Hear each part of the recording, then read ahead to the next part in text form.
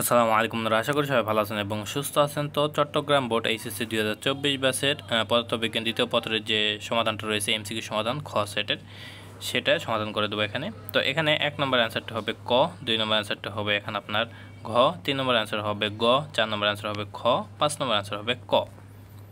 এরপরে 6 নম্বর অ্যান্সারটা হবে এখানে আপনার গ, 7 নম্বর অ্যান্সার হবে ক, 8 নম্বর অ্যান্সার হবে এখানে আপনার খ, 9 নম্বর অ্যান্সারটা হবে এখানে আপনার গ।